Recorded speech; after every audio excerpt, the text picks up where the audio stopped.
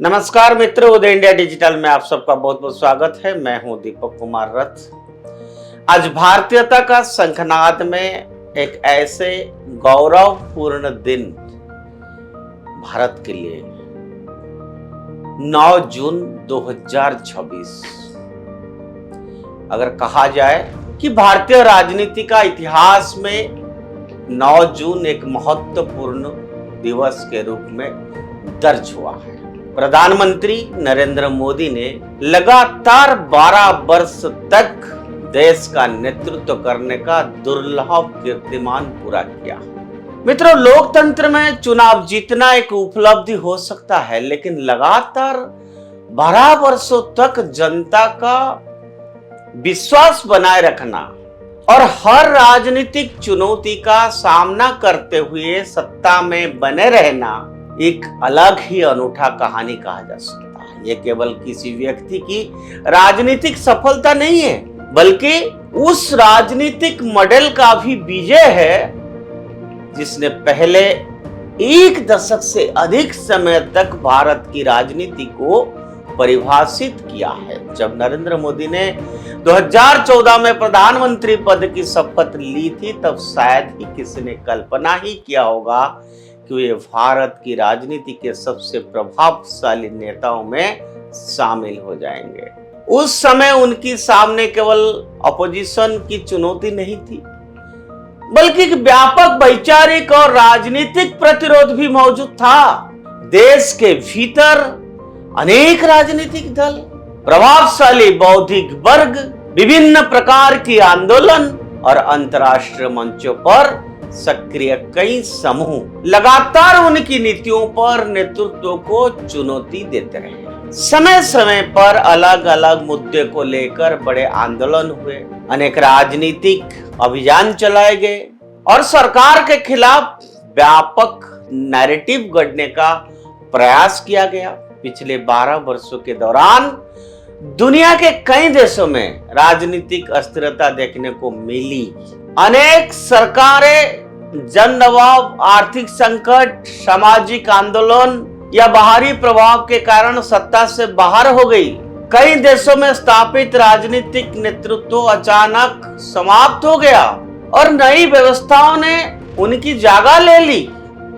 ऐसे वैश्विक परिदृश्य में भारत एक अलग उदाहरण बनकर उभरा, जहां न केवल राजनीतिक स्टेबिलिटी बने रही, बल्कि जनता ने बार बार चुनावों के माध्यम से उसी नेतृत्व पर अपना विश्वास भी दोहराया।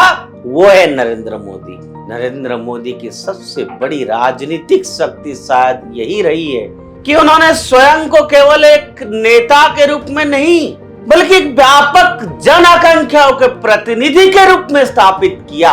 उन्होंने विकास, राष्ट्रीय सुरक्षा, सांस्कृतिक आत्मविश्वास, सोशल वेलफेयर स्कीम्स और भारत की वैश्विक प्रतिष्ठा जैसे मुद्दों को अपने राजनीतिक विमर्श का केंद्र बनाया। और मैं कहूं कि यही कारण है कि उनकी विरोध में चलाए गए अनेक अभियान अक्सर उस जन समर्थन की दीवार से टकराते रहे जो वर्षों के दौरान उनके पक्ष में निर्मित हुआ।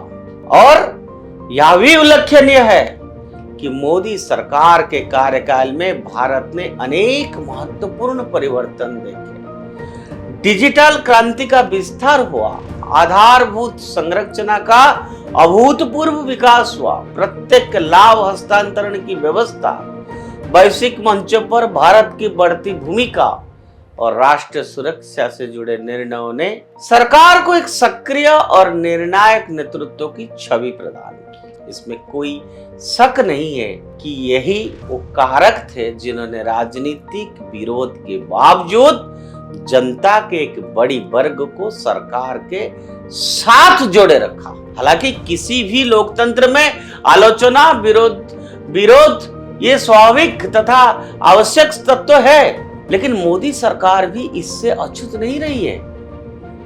लेकिन लोकतांत्रिक राजनीति में अंतिम निर्णय मतदाता करता है और पिछले 12 वर्षों में भारतीय मतदाताओं ने बार बार अपना निर्णय स्पष्ट किया है।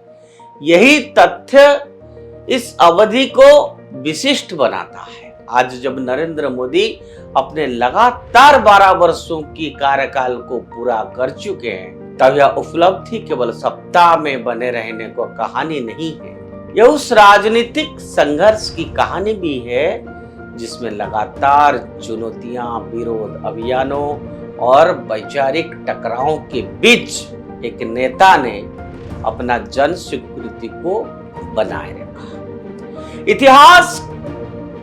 इतिहास इस दौर का मूल्यांकन विभिन्न दृष्टिकोण से करेगा, लेकिन इतना निश्चित है कि भारतीय लोकतंत्र में नरेंद्र मोदी की ये 12 वर्ष केवल शासन का अध्याय नहीं, बल्कि राजनीतिक धैर्य, जन समर्थन और निरंतर चुनावी वैधता का एक महत्वपूर्ण उदाहरण बन चुके हैं। मित्रों, जब हम लोगों को भाजपा के राष्ट्रीय अध्यक्ष नितिन नवीन और साथ में defence minister Rajnath Singh, home minister Amit Shah, education minister Dharmendra Pradhan, Piyush Goyal, JP Nadda और ऐसे पार्टी का अनेक वरिष्ठ नेता उपलब्ध थे, मीडिया के साथ रूबरू किए। इनफॉर्मल बातचीत 12 साल की पूरे होने तक हुआ। तो राष्ट्रीय अध्यक्ष ने बड़े लंबे एनालिसिस किया कि आखिर में प्रधानमंत्री नरेंद्र मोदी कैसे ग्रास रूट से लेके ग्लोबल लेवल तक, साधारण जनता से लेके ग्लोबल लीडर तक, सोशल वेलफेयर स्कीम से लेके देश की सुरक्षा तक, उनकी डिप्लोमेसी, उनकी अलग अलग पहलू कैसे एक उदाहरण बन गया है, ऐसा नितिन नवीन ने पत्रकारों के सामने रखा भी है।